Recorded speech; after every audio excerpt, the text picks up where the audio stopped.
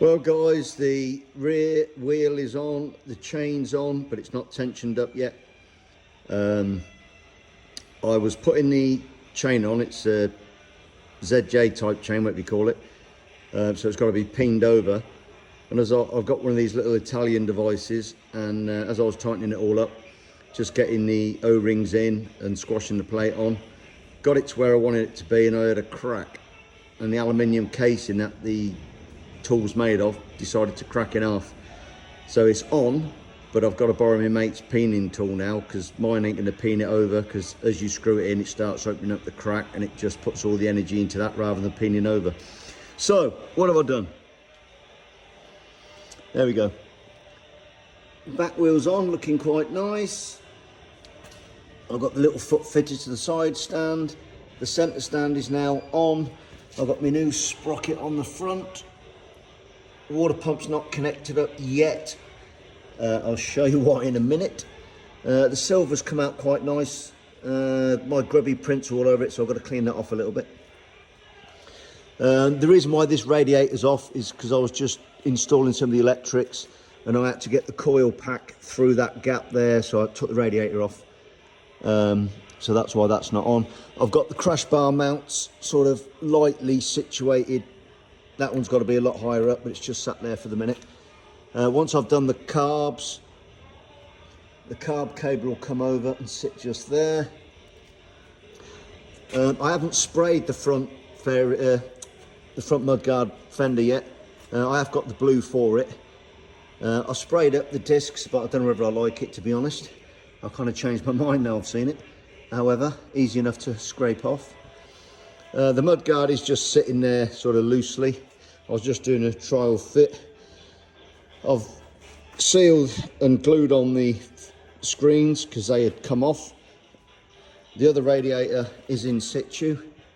Front wheel's now on, as you can see. The spindle's gone through. Because I'm using a Kozo clock, if you notice down there, that's where your speedo drive would be. But that's now just a spacer. And I've got a spacer on the other side as well, just to make sure it's all centered. Couple of bling, just to protect anything if it does fall over. Yeah, got a fully working fan. I tested that on the bench before I fitted it. The horn's brand new, so that'll be working hopefully. I've got to take the clutch cover off because I think the clutch is seized. It's been stood for a fair few years, so I'm going to check it all over anyway. The starter motor's in there, wired up. That's the battery compartment. Got to slide the battery in through that gap there, and boy, it's tight. Once I know, I'm not going to tie everything down at the moment in the way of the wiring, because I want to make sure that when I put the battery in and start the ignition, that I've got all my live feeds, I've got nothing that isn't working, and it'll allow me to get to it easier. But once I'm happy, I'll do a bit of taping up and cable tying down the sides of the frame. But at the moment, it's all loose.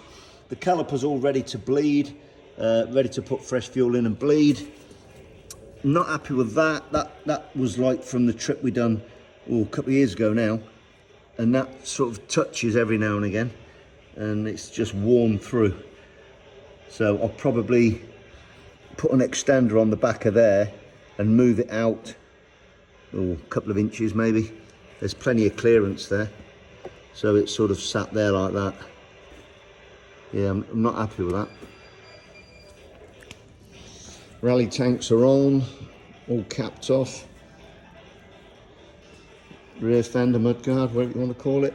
And the rally side tanks are up there. That's the cover that more or less sits there, all the way down to the seat area, and then encases the rally tanks. So I'm quite pleased with the way it's turned out so far, but I am miles behind, so I've got to get a move on. Right, catch you later guys, have a good one.